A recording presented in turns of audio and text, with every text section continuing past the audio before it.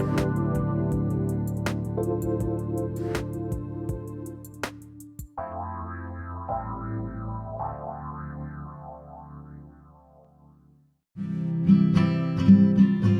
to The Finder of Lost Things, exploring your superpowers of trust, healing and transformation, with me, Hannah Velten. My brother, Christian, disappeared in Mali, Africa in 2003.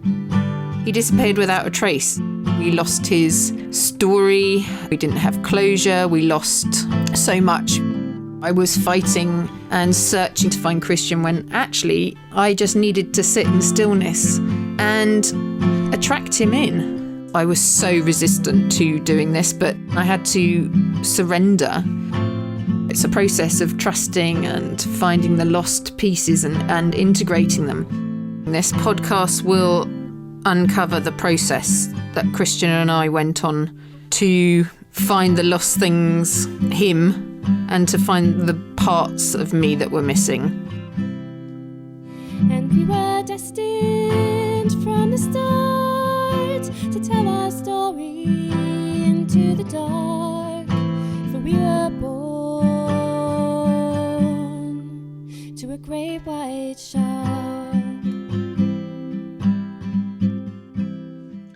Hello everybody, hi, welcome, come on in as always. I hope everybody's had a good week. I've had an interesting week. I'm going to bring Christian straight up actually, because he's going to be with me for this episode, and I feel from now on, so after this show we've only got 6 episodes left. Time has gone so quickly, but he's definitely moved in alongside me in meditations this week. So a couple of days ago, we were actually the last episode with Kerry, we were talking about twin souls, and and I had a sort of remembering come through, but I couldn't quite speak about it. So I want to bring that thread through into this session about how Christian and I are connected, how we became connected. And this is such a personal episode. I didn't think I was ever going to be talking about this, but it seems I have to. This is part and parcel of what we have to spread, the messages we have to spread, really. So yeah, so Christian came through to me this week. He showed me, so we've talked before about Akashic records, so our soul records, so everything that our souls have ever thought, actioned, past lives, all the way, so they contain our sort of history, our soul history. So I was standing in front of my door, we have it as a door, and Christian suddenly appeared to my left, which is where he always sits, and he opened his door at the same time. So we were both standing in front of our records, and this energy was coming out towards us both. We then turned with our backs to our doors, so the energy was coming in through our back, so we were receiving all our knowledge, wisdom, everything we've been through. And he just held my hand, and both our souls were combined with our hands holding, and it was almost like our two souls are now going to tell the true story of how we connected. I don't know if you can see on my hand, I've got this patch here that's appeared. It's been there for quite a while actually. If you're not watching on video, it's a really dried part of my hand, in the shape, well, it's kind of like in the shape of a heart, I guess, in the top of middle of my palm, and it crosses the 3 fingers at the top, and you can feel heat in it. And this kind of shows to me that this is, our hands are connections of our heart. So our heart comes out through our hands essentially. And Christian and I are kind of like holding hands, and he's on my left side. When we did our live films together, he would always come into my left side as well. He would appear. So this is the first time in a long time since actually doing the films so January 2019, it's the first time he's appeared next to me. Like I can really feel him next to me, so he's energetically come back down to be with me for now. So what we have to share this evening is like a combination of both of our soul stories, and it shows you how connected we have been through so many lives. And if anybody's listening to this and they're either in grief or they're separated from somebody who they feel totally connected to, like we had Kerry last week, you'll find something in this show for you, I'm sure. To start off this evening, I really have to tell you, so when Christian was lost and I couldn't find him, I'd done all my trials on social media and everything, I went into stillness because I had to. I handed everything over to God or the divine, the universe, and was like, you've got to find him because I can't do any more. And I went into stillness. It was the only option open to me because nothing had worked in the physical, in the external world. And this week, in fact, the last couple of days, I've been reminded of this fairy tale called The Red Shoes, which is the version I'm going to quickly tell you now, sort of shows why I'd gotten myself into such a state. So this young girl, she's motherless. She's young. She lives in the forest. She fashions herself a pair of shoes. They're not great, but she relies on her instincts and creates for herself a pair of shoes which will take her through life. On her way through the forest, she sees a carriage which stops, and there's an old lady in there who says, look, come and live with me. I'll look after you. I'll give you all the red shoes that you can possibly have. And she's like, oh, okay, I'll go with you. And in doing that, as she grows up, she then has to conform to the old lady's wishes. She has to go to church. She has to stop dancing everywhere. She has all her freedom curtailed, and she wishes for these red shoes that she originally had. And the story goes on that she tries to, she's told actually she can't wear these red shoes because they're too bright. She can't wear them in church because, they're blasphemous, I guess, in some way. And she still wears them because the old lady is going blind and can't really tell what color shoes she's got on. So she wears these red shoes. And there's a soldier at the door, an injured soldier at the door, and he puts a curse on these red shoes to always be dancing. So he says to the little girl, these, I can't quite remember what the words are, but it doesn't sound particularly like a curse, but it is put on this. And essentially she spends the whole time getting down the shoes from the top shelf. She's like addicted to these shoes. She can't keep away from them. And every time she puts them on, she starts dancing.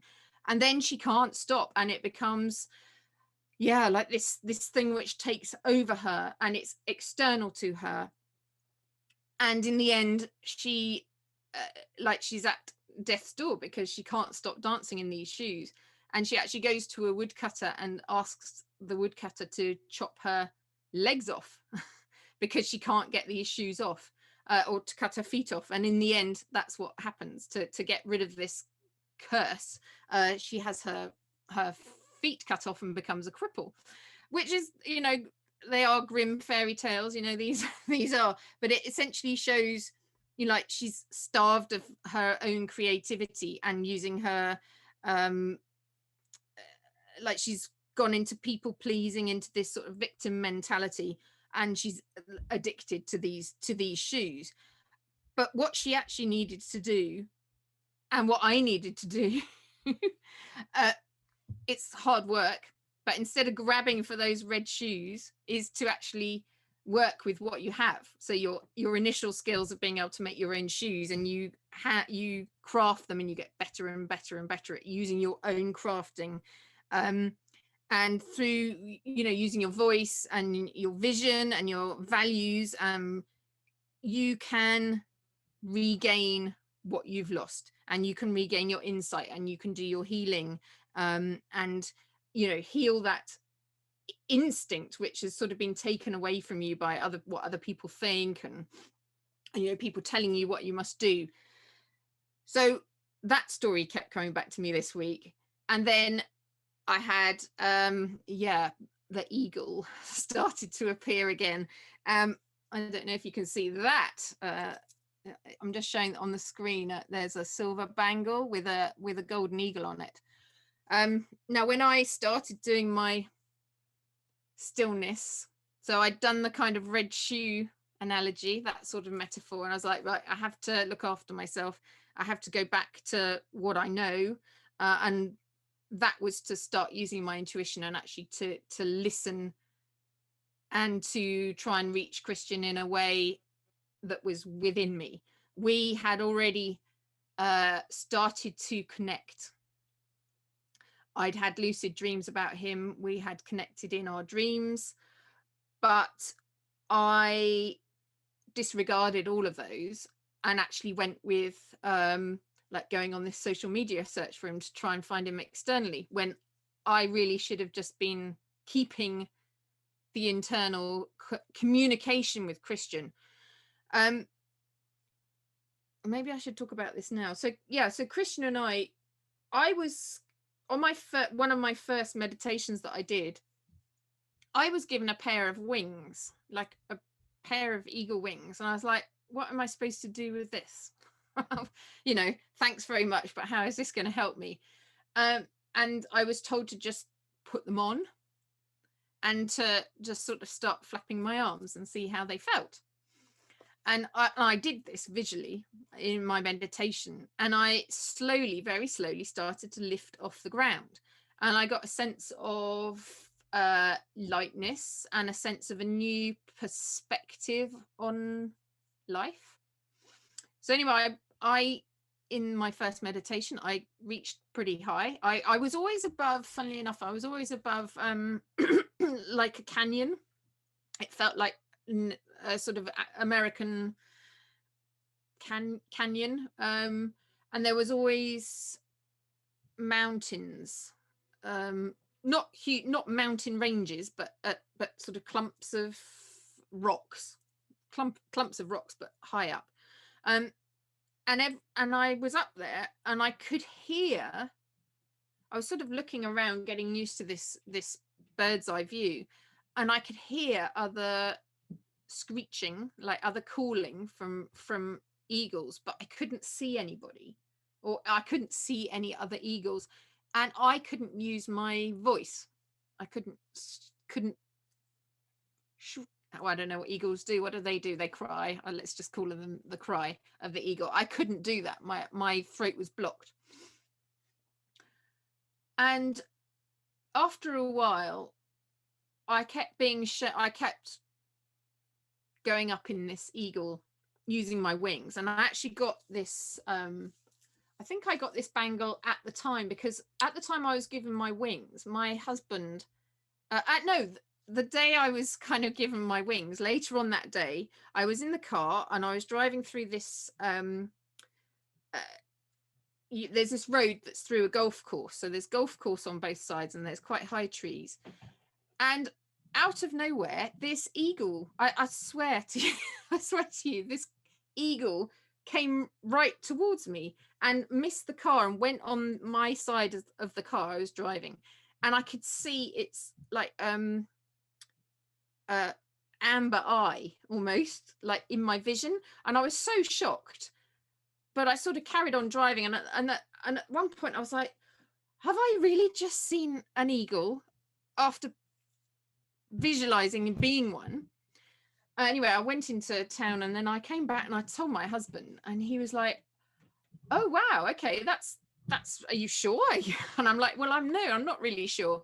But anyway, later on that evening, he was walking on the golf course, and this blooming eagle went across over his head really low, and he got a photo of it, and he came home and he was like, oh, I don't understand this, but I've just seen this eagle as well.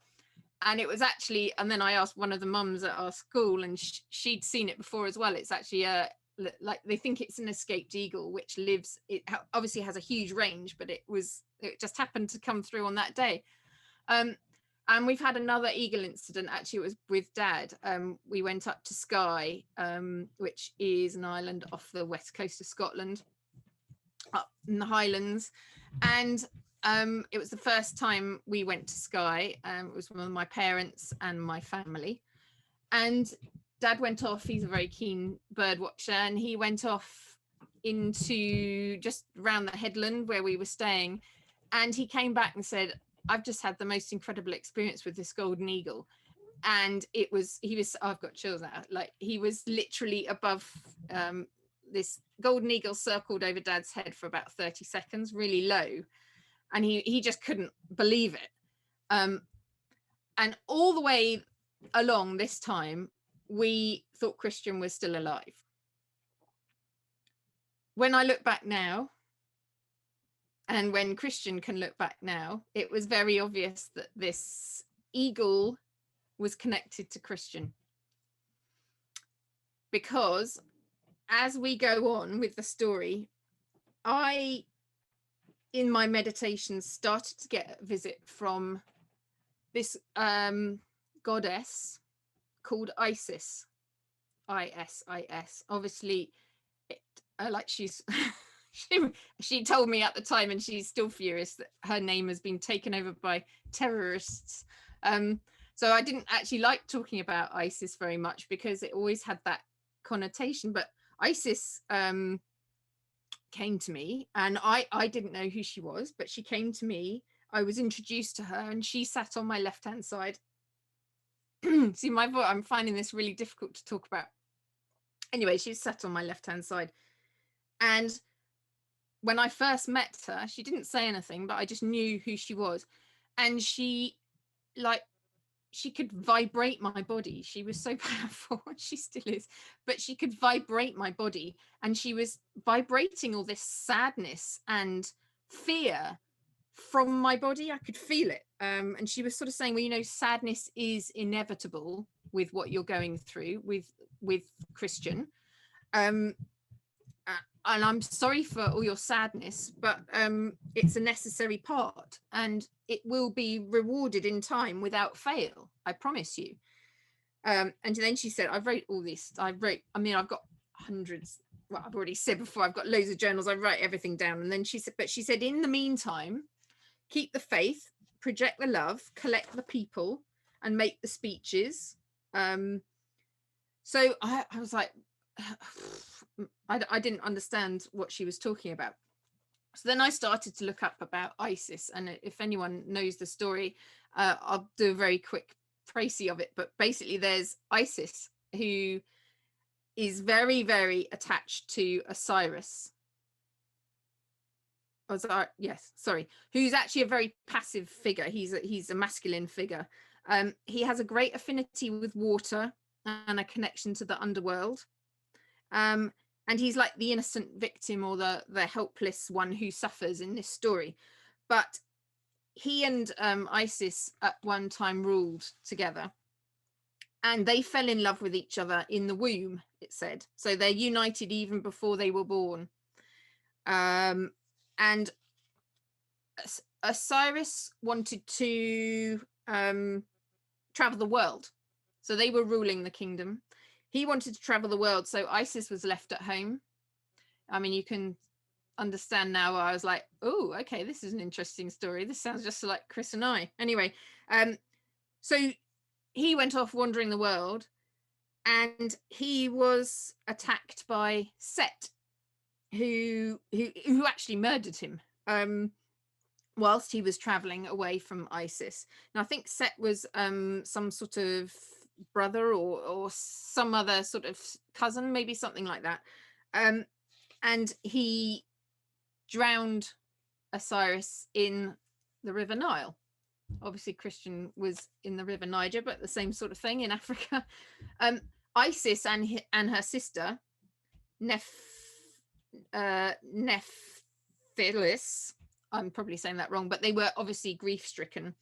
And they in some of the stories they're referred to as kites. so the birds, like wailing women.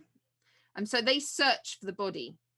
Okay, they search for the body all the time. And without the body in Egypt, there was no chance of resurrection. So they really, really wanted to find the body.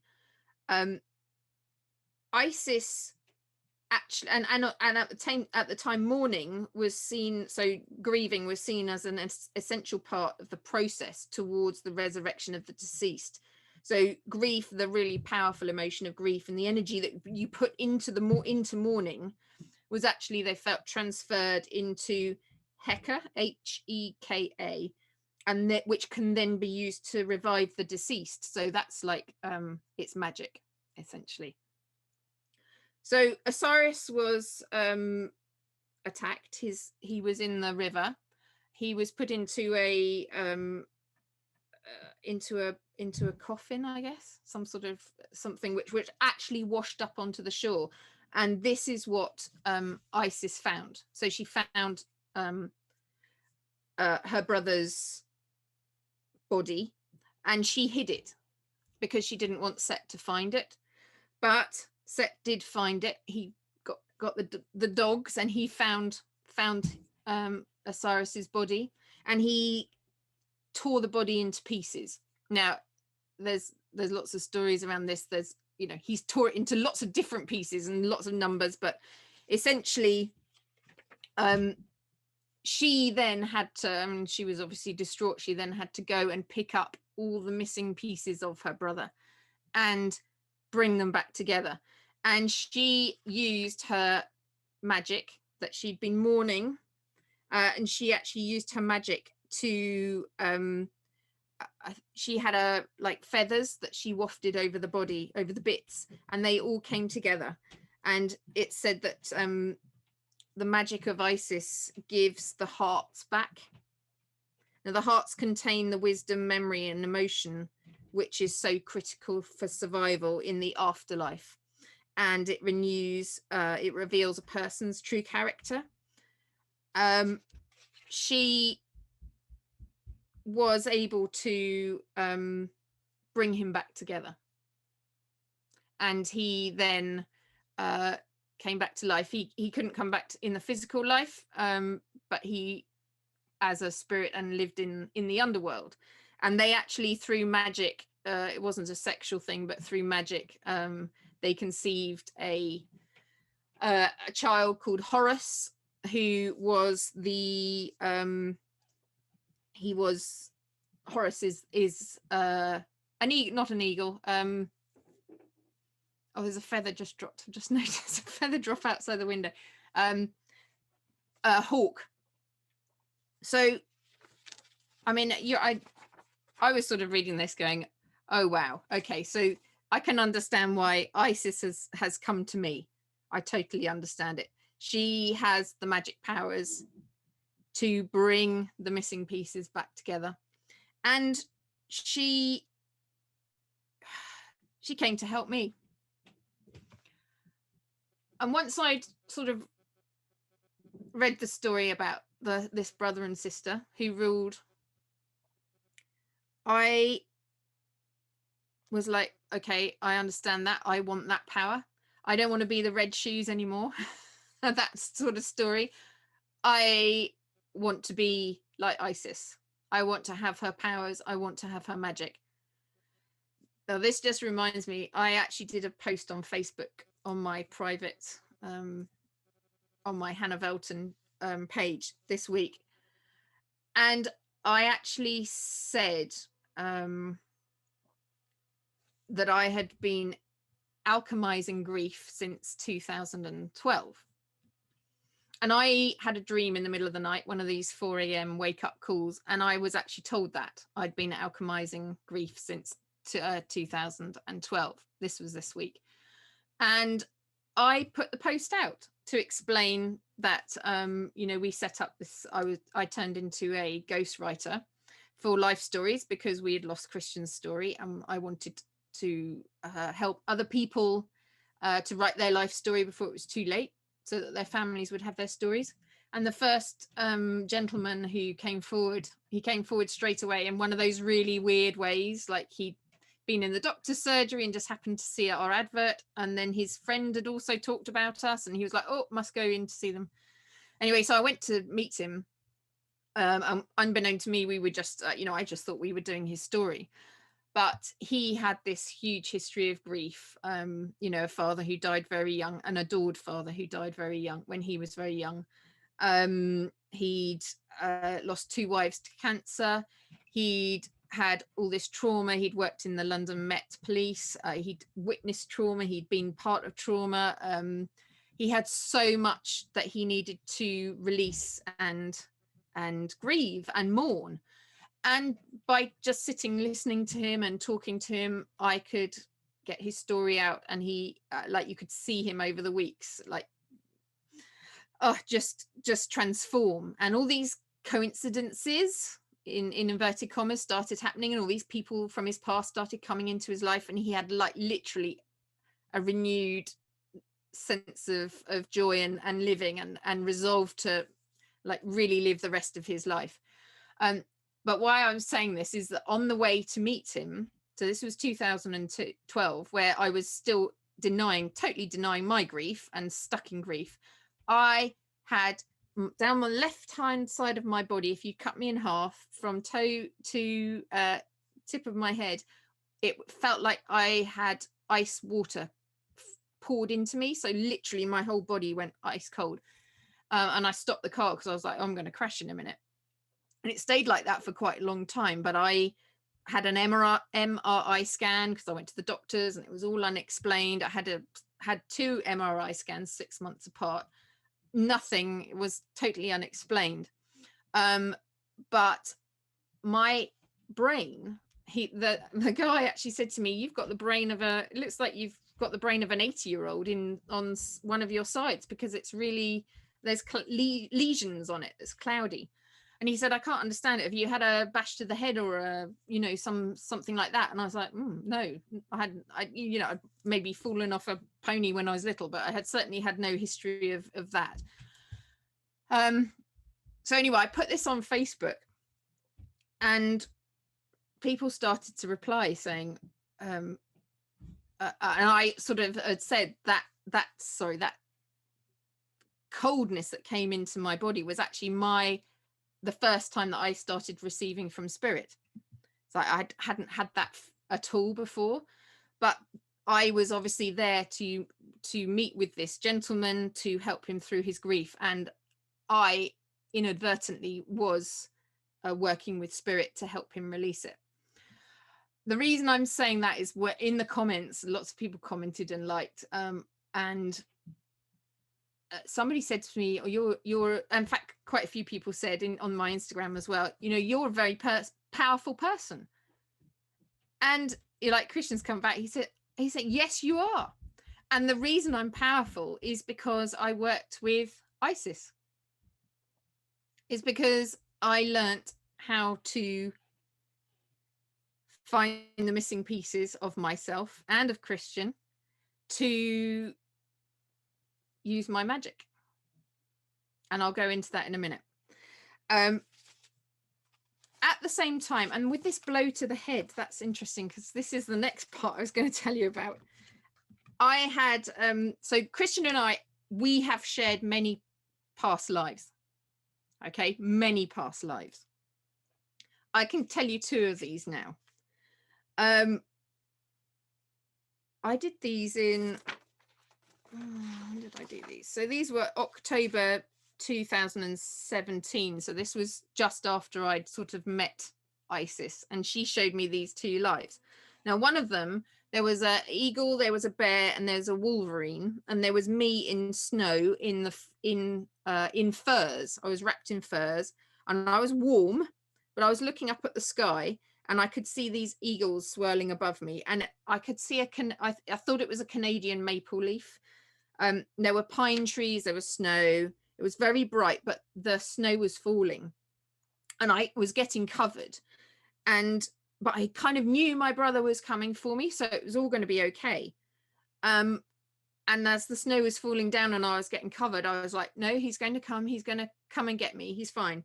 And he did. And I don't know if it was Christian, but this boy appeared and he pulled me up and I hugged him, and he said to me, like, "You're safe now, little sis."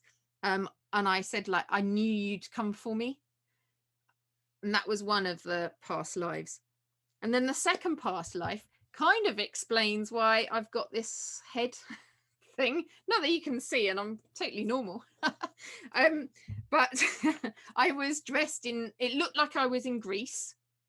So I had a very long white dress on. It was quite low cut, like a priestess gown, very long, down right to the floor. I had blonde hair and I was like Amazonian tall. It was like very tall and very strong looking.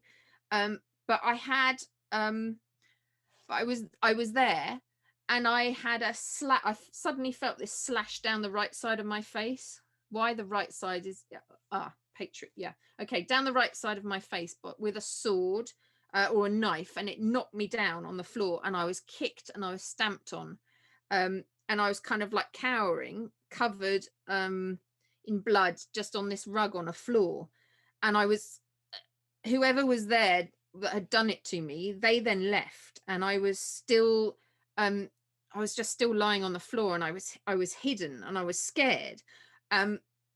But there was a man above me who came in, and I wasn't really sure of who it was, but it felt like family.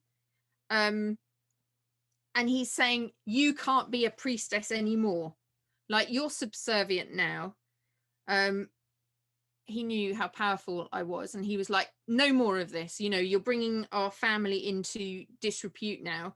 And he kept me in submission, and there was another more slashes across my right cheek. So this right is like masculine power. It's like patriarchy. It's like, you cannot be a priestess anymore. It's just not allowed.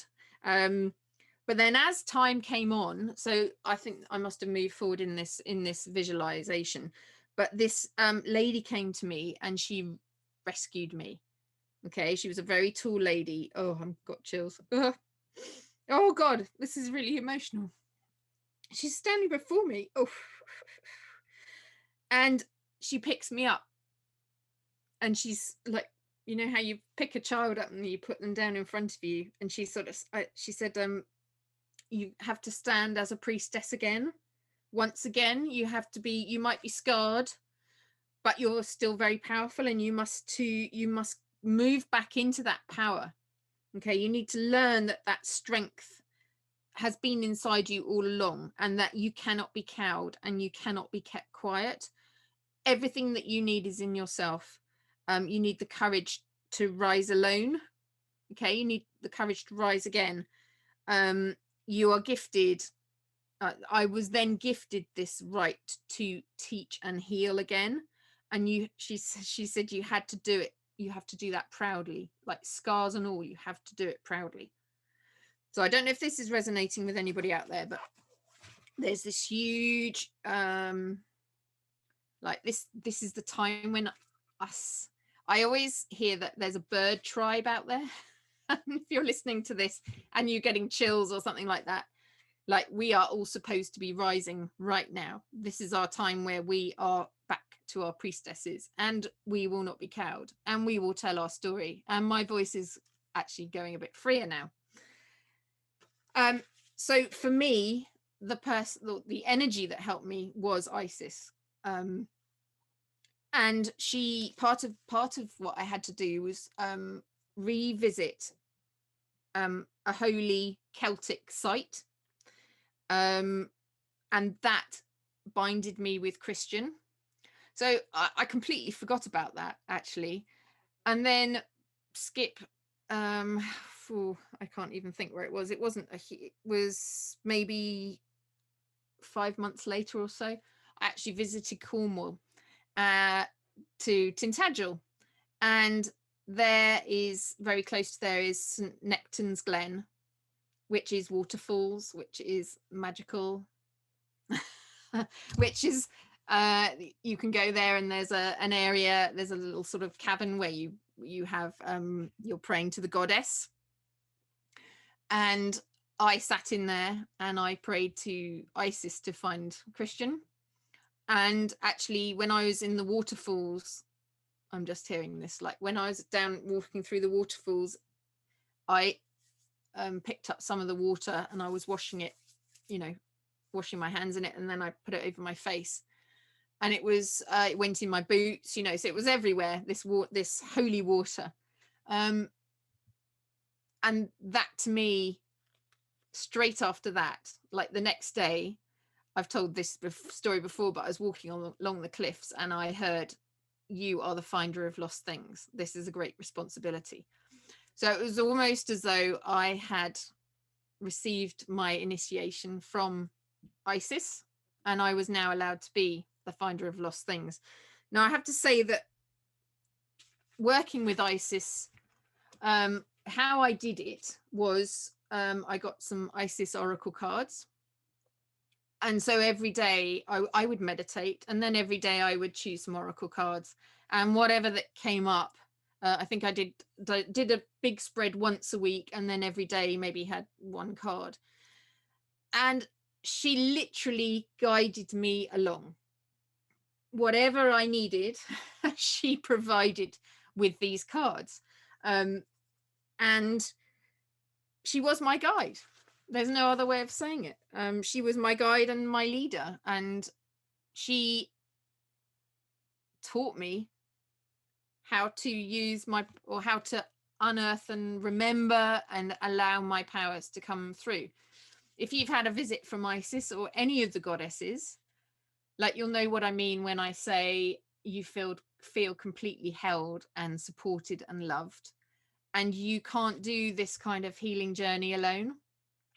And I say that healing journey, at the time, I still thought Christian was alive. Okay, I hadn't even touched my grief, but she was preparing me for my role now, essentially. And at one point, she actually said, okay, so I need to tell you about the, like, when I actually, the next bit to tell you is, at some point I was ready and I had learned enough. So this was actually November 30th of November 2017. So it was only about November, October. It was probably about a month after I'd been working with her, because I worked with her every day. Like, I stopped all my writing, I stopped my job. I just went into, my husband was very worried about me. He was like, I couldn't understand why I was just sitting up in our bedroom in my chair, just meditating, and I think he thought I was going mad, but at the time it was the only thing that I could do. It was like my mission. And then he's on the 30th of November, she said to me, "You can get back in touch with Christian now," because I'd sort of cut out sort of the dreaming that we were doing together and the meditation. And she said, "You're ready to meet him now as the eagle." I was like, "Oh, okay." So I went back into she said, "Get in touch with Christian and tell him that you're ready to receive him with open arms. Tell him not to be scared. You will be able to hold him now. You have regained all your powers and magic ability. He will trust your words and be very relieved, as he's been carrying so much, wanting for you to return for him. It is now your turn to revive him. We will show him to you in your reality, physically, in form. Don't be afraid of him. He is your brother, Christian, although greatly changed. You will know it's him." Blah, blah, blah. Anyway, so I went into the meditation, and sure enough, I've got it down here, I couldn't believe how much I'd changed, because I hadn't been in my eagle form for quite a long time. But anyway, I went up and I was like, "Oh my, I'm really powerful now." I sort of rose up very quickly. Obviously, my vibration, I'd gone from being totally in grief, very heavy vibration, stranded on the floor, unable to rise, unable to, like, I was crippled. If we go back to the red shoes, I then was using my wings. I was flying up. I was graceful. I was seeing a higher vibrational picture. And anyway, Christian, I've written it here. He says, "Han, he like literally screamed Han. I could hear him, and he came out at me at full force, and he crashed into me. He goes, I've been waiting for you for so long to return. Then he saw how strong I was. And I said to him, look, I've been away learning. I've been building myself back up, and sort of apologized that I've been away for so long. And he said, like, I said to him, like, I can now support you. You can come home. I know what's, I didn't know what to do before, but I'm strong enough now. I'm strong enough for you to come home. I'm going to be able to support you. I'm going to look after you. It couldn't have happened before now because I was not myself. I was not whole. I didn't know how powerful I was. And he was like, oh my God. And we lifted off the ground together, like into the sky.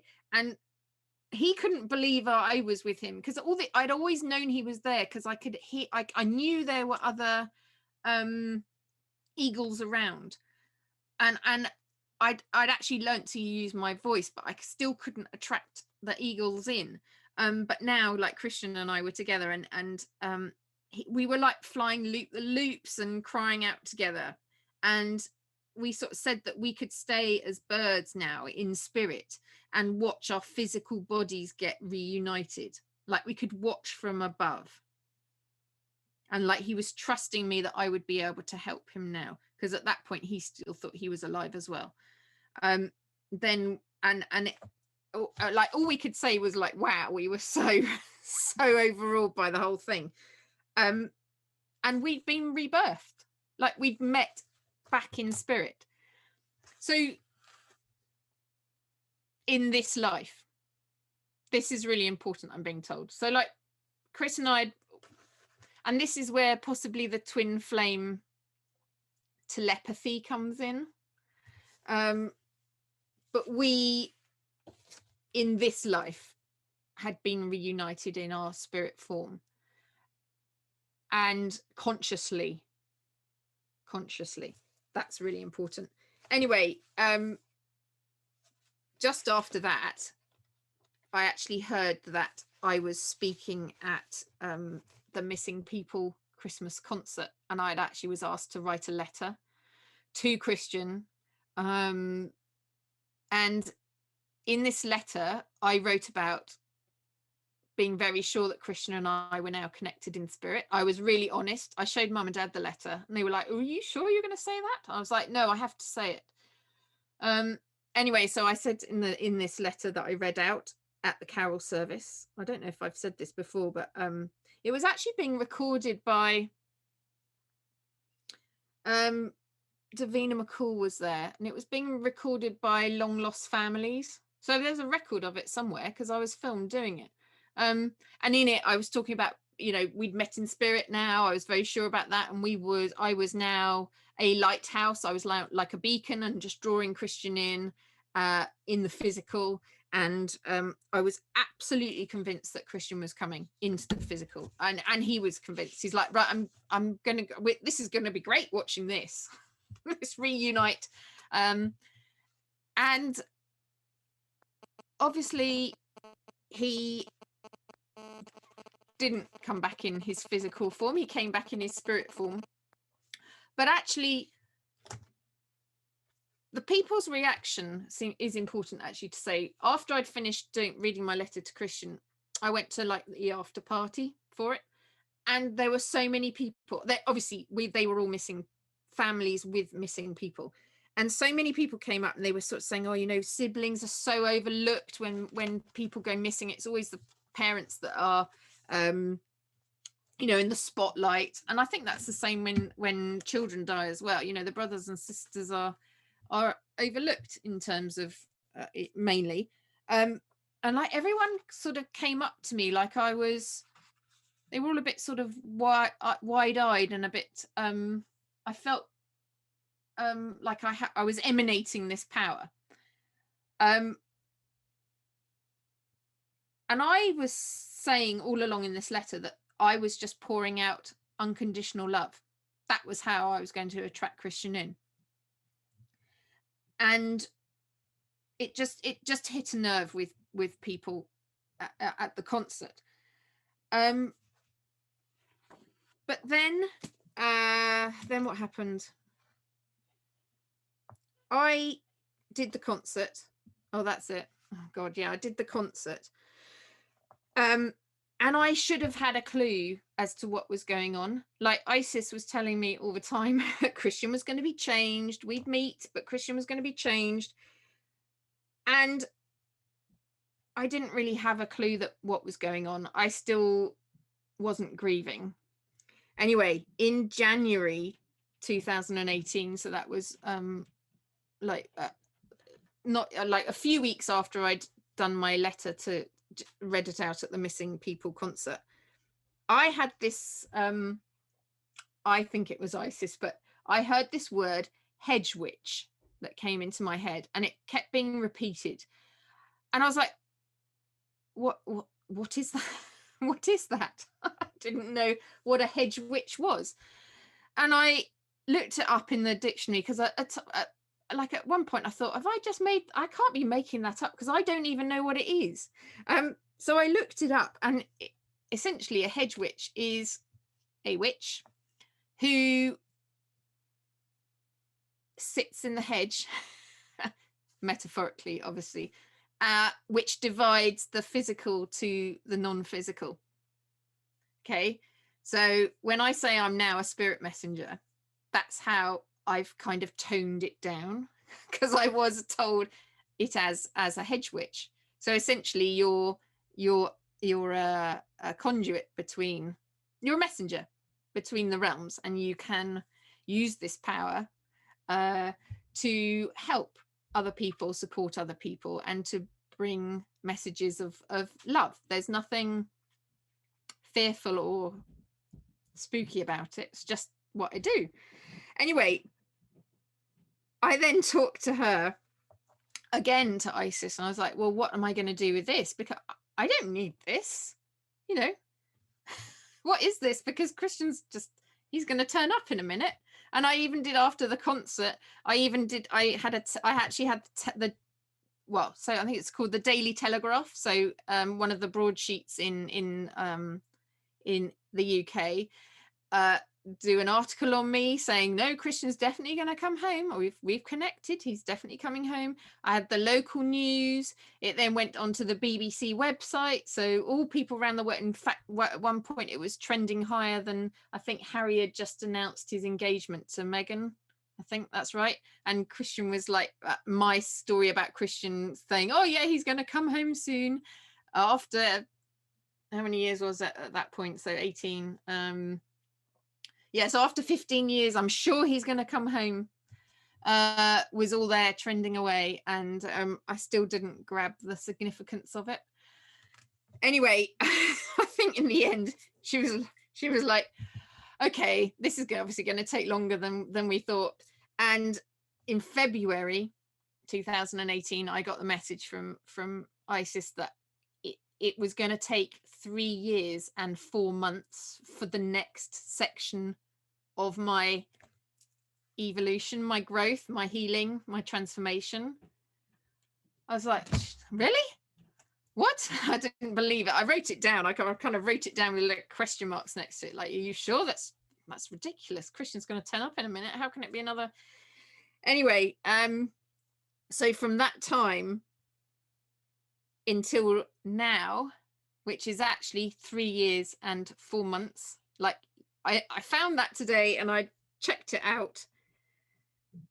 I was like, wow, okay, so in between those 3 years and 4 months, I have essentially been grieving.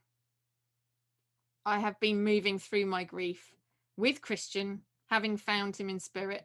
Like after she told me the 3 years and 4 months, February, March, April, May.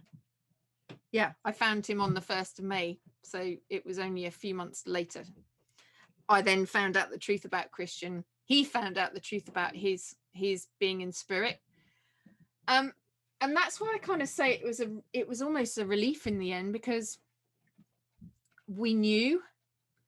And at that time, we knew we were so connected in spirit that when the news came through that, yeah, he was in spirit, we were never going to meet again in the physical, as a physical bodies, it was traumatic for like a few days. I was like, oh God, really? I'm never going to see him again. I'm never going to see you again physically. But then we just started talking to each other. We started writing together. I could hear his voice. I knew we were so connected in spirit. And yeah, so then when I was told, you know, this is going to take 3 years, sorry. I then almost that day or later after that, I then joined the Missing People Choir and had my first rehearsal. So that was the beginning of my real initiation into the grief process. That's when I'm hearing this now. That's when I moved through my real mourning and my more started to grieve properly, when I was in a room with people who were in grief, in fear, stagnated, because I felt I'd moved on, and I was now with Christian sort of in spirit at that point. Although I was still waiting for him to come in the physical, I was on a so much higher vibe. I was like the eagle. We were flying together up high. And I just couldn't, I found it so difficult being in the choir, and I've talked about this in a previous episode. So I won't go into it anymore on that. But Isis was there, and she knew this was going to take another 3 years, 4 months to move through the grief, to not only find out that Christian was indeed in spirit, but to move through the process of being with Christian in spirit and telling family, telling friends, starting to work with other people, starting to receive for other people. I've had a 3-year, I call it, it's like an apprenticeship. I've had a 3-year apprenticeship, actually consciously knowing what I'm doing. And moving through and finding what I can do with spirits, with moving energy, with shape shifting, with all these things that I've been learning and remembering. You know, this process it's like you're just evolving the whole time. I'm learning every day. And so when Christian, so this afternoon, I have to tell you what happened this afternoon. So Christian and I this week, so we have our souls, all our stories, our souls are now into coming into us. All right, Christian's here on my left-hand side. He's holding my hand. This afternoon, I did a meditation with Natasha, who was in episode 11. And it was an Akashic Records. I'm feeling really sick suddenly. Oh, anyway, we did this meditation, and Christian and I actually were in one eagle body. So instead of being separate eagles, we are now one body. This is maybe why I'm feeling ill, because it's so big. We're now in one body. Okay, we are two souls, like back in one body in this life. Okay, this, I'm hearing like this hasn't happened before. This is new for us, and this is what we came here for. Interesting.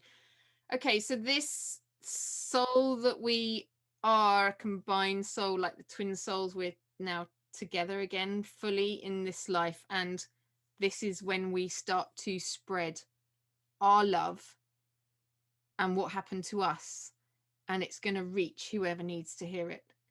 Oh, okay, this is the beginning of the real, like, next adventure. Chris is here now. Okay. Ooh, okay, so like if you think of the divine energy that I channel, I have known it as God, I've known it as the creator. I could know it as Isis as well. Isis and Osiris together. It's like a divine union. So you've got the masculine and the feminine, and they are both empowered. Okay, they're not disempowered, like lost in chaos, not trusting themselves, like they're empowered. Christian and I are both empowered. We've both come together. I can be the receiving whatever's coming in as the empowered feminine. This came through actually in a masterclass I did this week. It's all just tied together this week. As an empowered feminine, I'm receiving. Okay. I then need to ask my empowered masculine, whether that is within me or whether it is in Christian, but we are combined now. So we are one. It's like the divine energy in two parts. Like I can ask him to support me and to help me to do to get things done. Obviously, being in spirit, if you've been following this program, this show, he has been bringing people to me all the time. I asked him yesterday to, like, I'm asking you, Chris, I'm receiving all this stuff that we need to do now. I can see contracts coming towards us. I can see things that we're signing. I can see big things happening. Chris, you need to support me. You need to get things done. And he's like, already this morning, people are coming to me for support and help. They've had the chills and they've had the niggles come in. So like, I know something big is happening. I am ready for this adventure now. Like, I'm so ready. And Isis has come back to, like, today. I hadn't thought about her for probably years. She's now back here. And Christian's obviously here as well now. So we'll see what happens. There's definitely there's something big. I don't know what's going to happen next week, but I suspect something's going to happen before I next talk to you. So we'll see how that goes.